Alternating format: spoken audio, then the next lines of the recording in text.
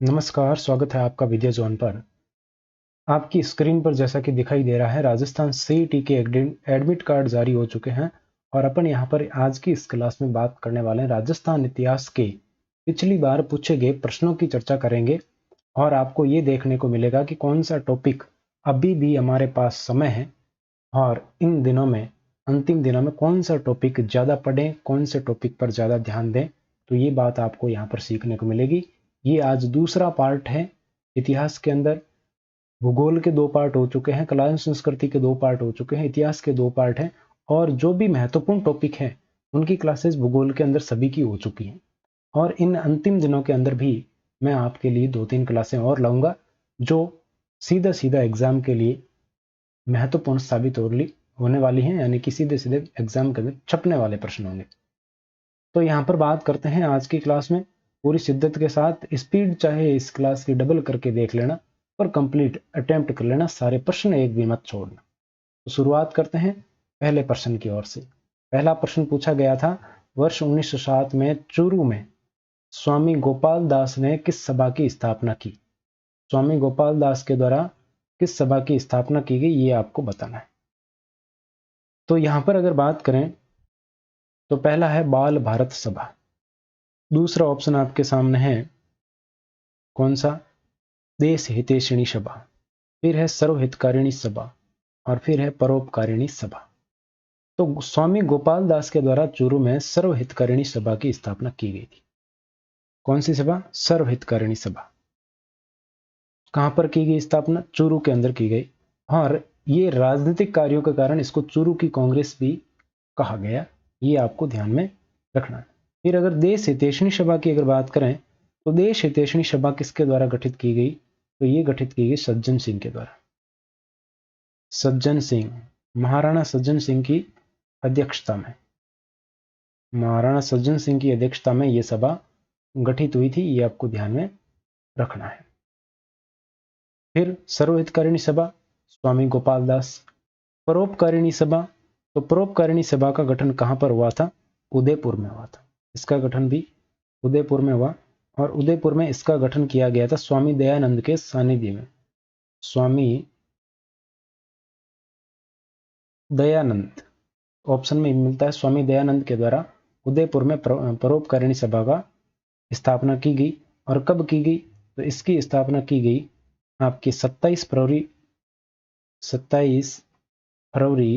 1883 के अंदर परोपकारिणी सभा की स्थापना की गई, 1883 में। ठीक है, ये बात आपको ध्यान में रखनी। आगे बढ़ते हैं। और जो ये देश हितैषिणी सभा है ना, इसकी स्थापना हुई थी 1877 में। तो पहले देश हितैषिणी फिर परोपकारिणी है, ये ध्यान रखो। आगे बढ़ते हैं। अगला प्रश्न आपके सामने है, युद्ध और आपके वर्ष दिए हुए हैं। पहला है खातौली का युद्ध। तो खातौली का युद्ध कब हुआ था? 1517 ईस्वी में हुआ था। महाराणा सांगा और इब्राहिम लोदी के मध्य लड़ा गया था और इसमें इब्राहिम लोदी परास्त हुआ था। ठीक है। दूसरा है खानवा का युद्ध। कब हुआ? 1527 में हुआ। 17 मार्च 1527 का युद्ध लड़ा गया था और इसमें बाबर और राणा सांगा के मध्य युद्ध हुआ था। ये इसमें बाबर की विजय हुई थी खानवा के युद्ध में, पाती पेरवन पर था। सुमेल का युद्ध, सुमेल का युद्ध आपके 1562 में नहीं होकर के कब हुआ था? 1544 में हुआ था। शेरशाह सूरी और मालदेव जो कि मारवाड़ का शासक था, उनके मध्य हुआ था। यहाँ पर मालदेव की हार हुई थी। तो देखिए, सभी युद्धों की बात करते हैं यहाँ पर। तो मैं खातौली के युद्ध के बारे में बताता हूँ आपको। कब हुआ? 1517 में, ये तो लिखा हुआ है ही। और किस किस के बीच में हुआ? तो ये सांगा और किसके बीच में हुआ? दिल्ली का सुल्तान था इब्राहिम लोदी। कौन था? इब्राहिम लोदी। इब्राहिम लोदी और सांगा के बीच में कौन सा युद्ध हुआ? खातौली का युद्ध। फिर खानवा के युद्ध की बात करें तो ये किस किस के बीच हुआ? सांगा और बाबर के बीच हुआ। सांगा और बाबर के बीच। इसमें पराजित कौन हुआ? इब्राहिम लोदी पराजित हुआ था, ये हुआ परास्त। और इसमें बाबर क्या हुआ था?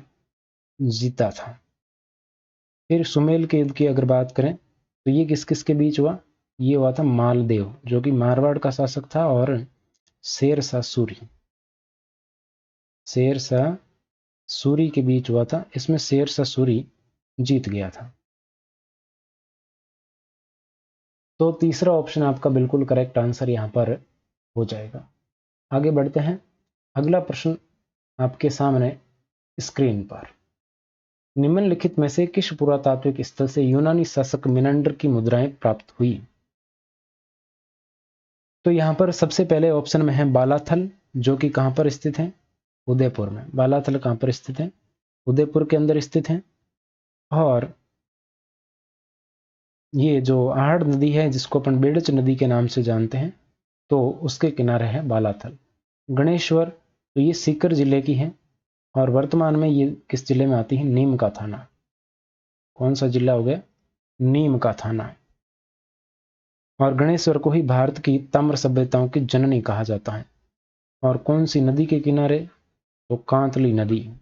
नदी पूछे तो कांतली ताम्र सभ्यताओं की जननी, ताम्र सभ्यताओं की जननी इसको कहा जाता है, गणेश्वर को, ध्यान रखना। फिर है बैराठ। तो बैराठ से आपके पंचमारक मुद्राएं प्राप्त हुई हैं। कौन सी मुद्राएं? पंचमारक मुद्राएं यहां से मिली हैं, जो कि कितनी है? तो ये 8 है गिनती में। और 28 इंडो ग्रीक मुद्राएं मिली हैं। 28 क्या मिली हैं? इंडो ग्रीक मुद्राएं। इंडो ग्रीक, जिसको अपन यूनान भी कह सकते हैं, तो ये मुद्राएं यहां पर मिली हैं। तो मिनंडर जो यूनानी शासक था, इसकी मुद्राएं भी कहां से मिली हैं? बैराठ से मिली हैं। तीसरा ऑप्शन बिल्कुल करेक्ट हो जाए। आगे बढ़ते हैं। आहड़ आपके आहड़ नदी के किनारे है और बालाथल आपके उदयपुर में स्थित है। गणेश्वर सीकर यानी कि नीम का थाना में स्थित है। और जो बैराठ है ये जयपुर में स्थित है। ये भी आपको ध्यान में रखना। यहाँ से सिंधु घाटी समकालीन और मौर्यकालीन अवशेष प्राप्त हुए। आहड़ भी आपके कहाँ पर स्थित है? उदयपुर में स्थित है। तो ये सारी बातें आपको ध्यान में रखनी है। अगला प्रश्न देखो, निम्नलिखित में से कौन सा सुमेलित नहीं है? मीठा लाल व्यास, जो कि एक राजनीतिक कार्यकर्ता, कहाँ का है? जैसलमेर का है। फिर है भूपेंद्र नाथ त्रिवेदी, इनका संबंध कहाँ से है? तो इनका संबंध कोटा से नहीं है। इनकी खास बात है कि इन्होंने एक साप्ताहिक पत्र निकला था और उसका नाम था संग्राम। साप्ताहिक पत्र का नाम क्या था? संग्राम। संग्राम पत्र इन्होंने निकाला था। कहां से निकाला था? बंबई से। बंबई से इन्होंने जो है आपके संग्राम नामक पत्र निकाला था। इन्होंने बांसवाड़ा राज्य के प्रजा मंडल की स्थापना भी की थी। धूलजी भाई और चिमन लाल का नाम आपने सुना होगा। तो धूलजी भाई और चिमन लाल के साथ मिलकर बांसवाड़ा राज्य की इन्होंने स्थापना की। बांसवाड़ा प्रजा मंडल, तो इनका संबंध आता है बांसवाड़ा प्रजा मंडल से। फिर अगर बात करें किशन लाल जोशी की, तो इनका संबंध कहां से है? भरतपुर से है। पंडित हरिनारायण शर्मा की बात करें तो इनका संबंध अलवर से है। बिल्कुल सही बात है, दूसरा ऑप्शन है वो आपका आंसर हो जाएगा। तो भूपेंद्र लाल त्रिवेदी बांसवाड़ा से संबंधित है। अगला प्रश्न देखो, 1857 की क्रांति को दबाने के लिए बीकानेर के किस शासक ने अंग्रेजों को सैन्य सहायता दी? बीकानेर का कौन सा शासक था जिन्होंने अंग्रेजों को है वो सहायता दी? ऐसा कौन सा शासक था, बताइए। तो यहां पर देखो, सबसे पहले सरदार सिंह। और 1857 की क्रांति के दबाने के लिए सरदार सिंह ने अंग्रेजों को सहायता दी थी और राज्य से बाहर सेना भेजी थी। राज्य से बाहर सेना भेजी। राज्य से बाहर मतलब बीकानेर राज्य से बाहर कहां भेजी? पंजाब और हरियाणा। अपनी सेना को पंजाब और हरियाणा तक भेजा था। वो कौन था? सरदार सिंह। तो आपका उत्तर तो क्या हो गया? पहला ऑप्शन। फिर आता है रतन सिंह। रतन सिंह की अगर बात करें तो इन्होंने भी आपके अंग्रेजों की सहायता की थी और इनके बारे में आपको ध्यान में रखना, बीकानेर में इन्होंने रतन बिहारी पार्क का निर्माण करवाया। कौन से? रतन बिहारी पार्क नहीं, रतन बिहारी मंदिर का निर्माण करवाया। रतन बिहारी मंदिर का निर्माण इन्होंने करवाया। गंगा सिंह के बारे में आप जानते ही हैं। गंगा सिंह के द्वारा गंगा रिसाला जो सेना थी वो बॉक्सर विद्रोह दबाने के लिए चीन तक गए थे। ये बॉक्सर विद्रोह का दमन करने के लिए इन्होंने कौन सी सेना भेजी थी? गंगा रिसाला। तो ये सेना भेजी थी कहाँ पर? चीन गए, और चीन, अंग्रेजों ने उन्हें चीन युद्ध मेडल प्रदान किया, क्योंकि ये चीन में दबा कर आ गए थे इसको। और इन्हीं के द्वारा 1921 के अंदर बीकानेर में नरेंद्र मंडल की स्थापना की गई। ये प्रश्न पूछा हुआ प्रश्न है। नरेंद्र मंडल की स्थापना किसने की? गंगा सिंह ने की। कब की? 1921 के अंदर। डूंगर सिंह की बात करें तो डूंगर सिंह ने बीकानेर की एक फेमस चीज जो कि है बीकानेरी भुजिया, ये इनके समय शुरुआत हुई थी, डूंगर सिंह के समय। ठीक है, तो ये पूरा प्रश्न का एनालिसिस पोस्टमार्टम कर दिया यहाँ पर। अगला है, किसके नेतृत्व में 25 अप्रैल 1934 को कटराथल में आयोजित विशाल महिला सम्मेलन में हजारों महिलाओं ने भाग लिया? कौन थी? तो देखो यहाँ पर सबसे पहला ऑप्शन है रमा देवी। तो रमा देवी की अगर बात करें तो इन्होंने क्या किया? इन्होंने 1930 व 1932 के अंदर सत्याग्रह व सविनय अवज्ञा आंदोलन में भाग लिया, जिसके कारण इन्हें क्या करना पड़ा? जेल जाना पड़ा, जिसके कारण इन्होंने जेल भी देखी। ठीक है, फिर उत्तमा देवी, फिर है किशोरी देवी और दुर्गा देवी। तो यहां पर अगर बात करें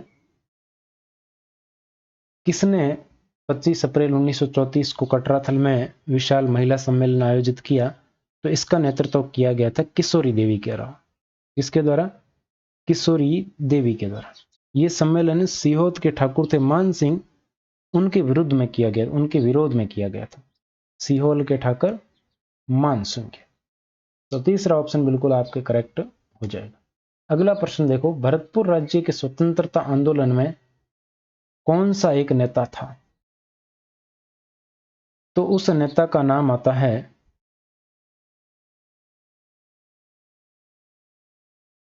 क्या नाम है? किशनलाल जोशी। क्या नाम है? किशनलाल जोशी। तो दूसरा ऑप्शन आपका आंसर हो जाएगा। अब यहां पर बात करते हैं टीकाराम पालीवाल की। तो इनके बारे में भी कुछ बातें आपको ध्यान में रखनी। इन्होंने 1929 में विद्यार्थी यूथ लीग की स्थापना की थी। विद्यार्थी यूथ लीग।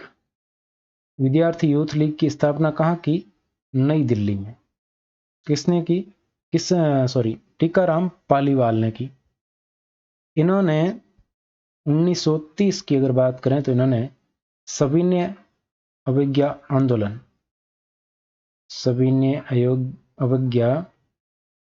आंदोलन में नमक बनाकर अपनी गिरफ्तारी दी। इन्होंने क्या दी? गिरफ्तारी दी।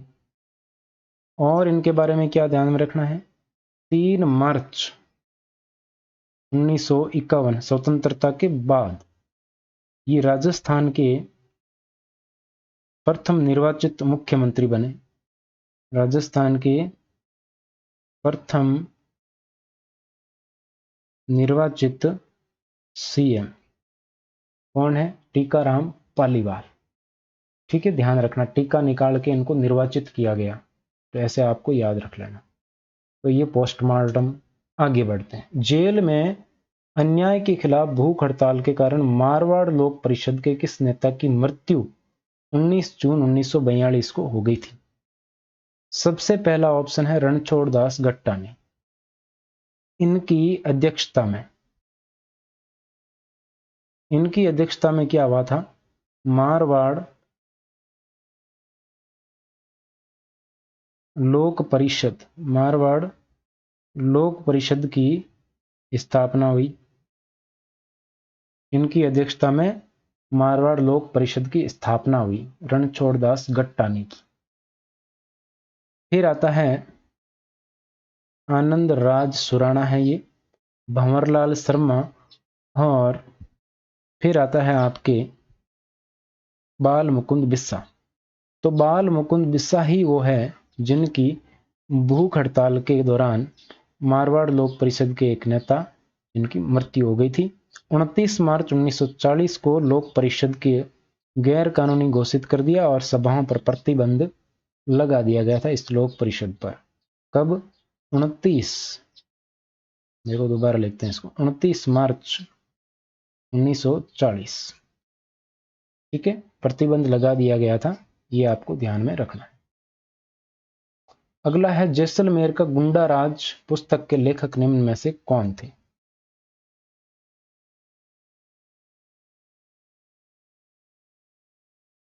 जैसलमेर का गुंडा राज नामक पुस्तक के लेखक कौन थे? तो ये थे सागरमल गोपा। कौन थे? सागरमल गोपा। इनके द्वारा एक पुस्तक और लिखी गई, और वो क्या है? उस पुस्तक का नाम है आजादी के दीवाने, आजादी के दीवाने एवं रघुनाथ सिंह मुकदमा। रघुनाथ सिंह मुकदमा, ये पुस्तक भी इनके द्वारा लिखी गई। हीरेलाल है ये पूरा। हीरालाल शास्त्री की अगर बात करें तो इनके द्वारा जीवन कुटीर नामक संस्था की स्थापना की गई, ये भी पूछा गया प्रश्न। जीवन कुटीर संस्था, तो जीवन कुटीर संस्था की स्थापना किसने की? हीरालाल शास्त्री के द्वारा की गई। इनके द्वारा 1942 में कांग्रेस के बंबई अधिवेशन में भाग भी लिया इन्होंने, और इन्हीं के द्वारा टोंक में वनस्थली विद्यापीठ की स्थापना भी की, और इन्हीं को राजस्थान का मुख्यमंत्री भी बनाया गया। फिर आता आपके माणिक्य लाल वर्मा। इन्होंने नौकरी छोड़ दी थी विजय सिंह पथिक से प्रेरणा पाकर, ये भी आपको ध्यान में रखना है। और इन्होंने हरिपुरा अधिवेशन में भाग लिया। हरिपुरा, ये पूछा जाता है, हरिपुरा अधिवेशन में भाग लिया किसके? कांग्रेस के। आगे बढ़ते हैं। अगला प्रश्न है, निम्नलिखित में से बौद्ध धर्म से संबंधित पुरातात्विक अवशेष कहां से मिले? बौद्ध धर्म से संबंधित, तो देखो हमने अभी पहले भी बात की थी, फिर बात करते हैं बैराट की। इसको क्या कहा जाता था? विराट नगर।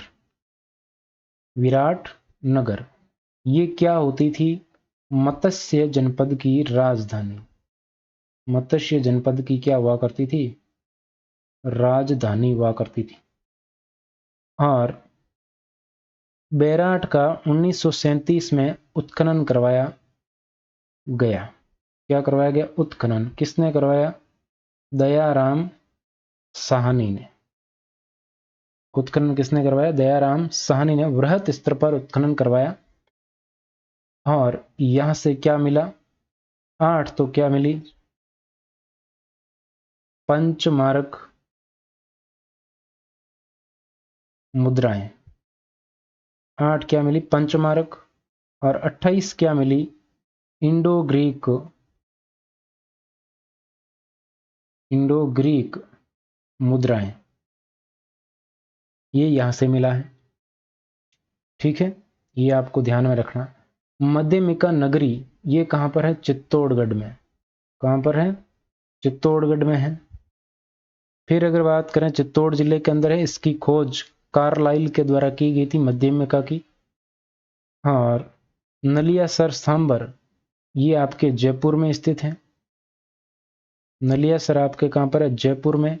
रेंड आपके कहां है? टोंक में है ही। तो आपका उत्तर कौन सा होगा? पहला ऑप्शन। आगे बढ़ते हैं। अगला प्रश्न है, कर्नल टोड के अनुसार मीणाओं का मूल निवास स्थान निम्न में से कौन सा था? देखो अभी तक सबसे ज्यादा प्रश्न कहां से आए? राजनेताओं से आए। कौन से? राजनेताओं से संबंधित आए। फिर युद्धों से संबंधित, तो युद्ध आपको पढ़ लेने हैं। राजनेता देख लेने, प्रजामंडल आंदोलन, किसान आंदोलन के जो चर्चित नेता है वो आपको देख लेने। तो देखो राजस्थान के लिए रायथान नाम का प्रयोग किसने किया? राजपुताना नाम का प्रयोग किसने किया, ये आपको ध्यान होना चाहिए। और कर्नल जेम्स टोड की पुस्तक का नाम क्या है, राजस्थान के इतिहास का जनक किसे कहा जाता है, ये सब बातें आपको पता होनी चाहिए। तो मीणाओं का मूल स्थान इन्होंने काली खो पर्वतमाला को माना है। इसको माना है काली खो पर्वतमाला। तो पुस्तक का नाम तो आप शायद आपको पता होगा कि नहीं, जिसको पता है बताएं, नहीं तो मैं यहाँ पर बता देता हूँ। Annals and antiquities antiquities of Rajasthan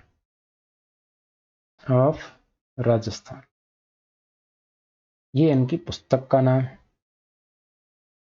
फिर है किस ग्रंथकार ने अपने ग्रंथों के नाम बीकानेर महाराजा अनूप सिंह के नाम पर रखा है, भाव भट्ट, लोचन, हृदय नारायण, देवनारायण, पुंडरीक विठल।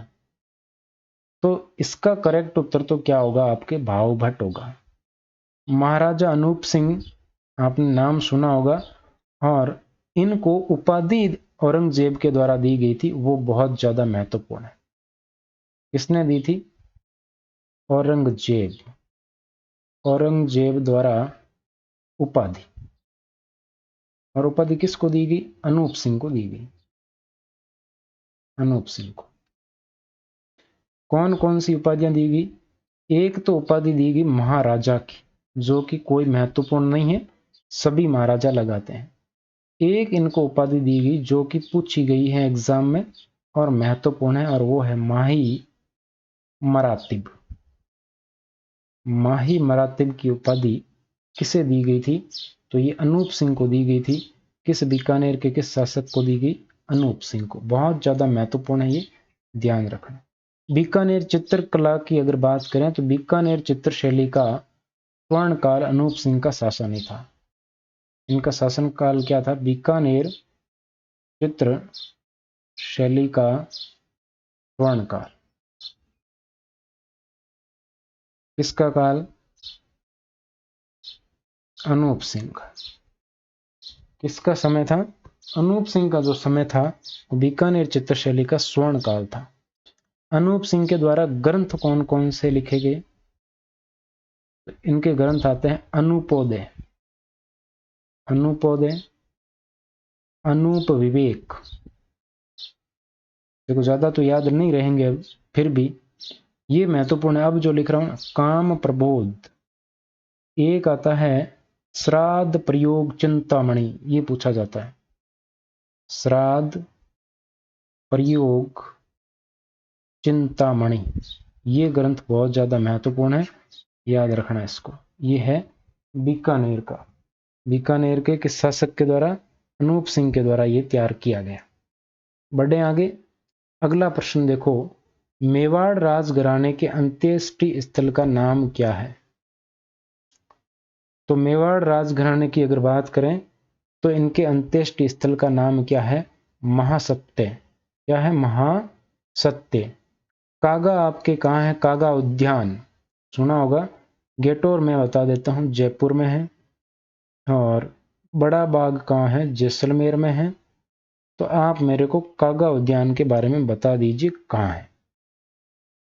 अगला है, निम्नलिखित में से राजपुताना के किस क्षेत्र पर वरीक वंश ने शासन किया था।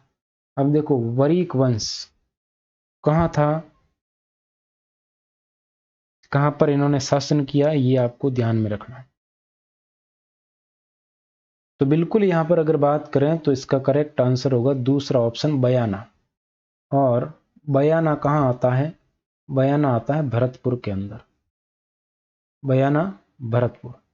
और भरतपुर में जाट राजवंश का भी शासन रहा है। इसका, जाट वंश का। जाट वंश का संस्थापक किसे माना जाता है, चूड़ामन जाट को माना जाता है। किसको, चूड़ामन जाट को, ध्यान रखना। ठीक है, आगे बढ़ते हैं। अगला प्रश्न है, महाराणा प्रताप ने चावंड को अपनी राजधानी कब बनाया। महाराणा प्रताप ने चावंड को अपनी राजधानी कब बनाया। तो चावंड को इन्होंने अपनी राजधानी बनाया था 1585 के अंदर। कब बनाया, 1585 के अंदर। और 1585 के बाद अकबर ने भी मेवाड़ की तरफ कोई अभियान नहीं भेजा था। ठीक है। और इसके बाद 1585 के बाद प्रताप ने चित्तौड़ और मंडलगढ़ को छोड़कर, किसको छोड़कर? चित्तौड़ प्लस मंडलगढ़, इन दो को छोड़कर पूरे मेवाड़ पर वापस अधिकार कर लिया था और चावंड को अपनी राजधानी बनाकर राज्य में एक सुव्यवस्था स्थापित की थी। चित्तौड़ और मंडलगढ़ पर अधिकार नहीं कर पाया था महाराणा प्रताप। अगला प्रश्न, निम्नलिखित युद्धों में से उनके लड़े जाने के वर्ष के अनुसार, देखो युद्ध का फिर प्रश्न आ गया, तो ये आपको ध्यान में रखना है। पहला युद्ध है गागरोन का युद्ध, जो कि हुआ था 1519 के अंदर। किस किस के बीच हुआ? तो ये हुआ था महाराणा सांगा और महमूद खिलजी। मालवा का महमूद खिलजी था, इसके बीच में हुआ था गागरोन का युद्ध 1519 में। सारंगपुर का युद्ध हुआ 1437 के अंदर। कब हुआ? 1437 के अंदर। कौन सा युद्ध हुआ? सारंगपुर का युद्ध। और ये किस किस के बीच हुआ? तो ये हुआ था कुंभा और महमूद खिलजी। ये वही खिलजी है, मालवा का महमूद खिलजी। ठीक है। फिर आता है बयाना का युद्ध। बयाना का युद्ध कब हुआ? 1527 को। किस किस के बीच? सांगा और बाबर के बीच हुआ। सांगा और बाबर के बीच हुआ। फिर आता है मावली का युद्ध। ये कब हुआ? ये 1537 को हुआ। और ये किस किस के बीच हुआ था? तो इस युद्ध में उदय सिंह ने, किसने? उदय सिंह ने मालदेव के सहयोग से, उदय सिंह ने क्या किया? मालदेव के सहयोग से क्या किया था? बनवीर की हत्या की थी। बनवीर की हत्या की थी और अपनी सत्ता स्थापित की थी मावली के युद्ध में। तो ये 1537 में। बयाना का युद्ध 1527 में। सारंगपुर 1437 में। गागरोन 1519 में। तो सबसे पहले कौन सा हुआ? सारंगपुर। 2 नंबर आएगा पहले तो 2 ही ऑप्शन है जिसमें 2 नंबर आता, तीसरा चौथा कट गया। 1437 के बाद में आता 1519, यानी कि 1 आएगा, फिर आपके 3 और फिर 4 आएगा। तो दूसरा ऑप्शन आपका आंसर होगा। अगला प्रश्न, आगे बढ़ो। फिर है महारानी विक्टोरिया के स्वर्ण जुबली उत्सव में भाग लेने के लिए 1887 में मारवाड़ के प्रतिनिधि के रूप में किसे इंग्लैंड भेजा गया था? तो यहां पर इंग्लैंड किसको भेजा गया था? तो भेजा गया था प्रताप सिंह को। किसको? प्रताप सिंह को इंग्लैंड भेजा गया था मारवाड़ के प्रतिनिधि के रूप में। और इस समय मारवाड़ के शासक थे जसवंत सिंह सेकंड। कौन थे? जसवंत सिंह सेकंड थे।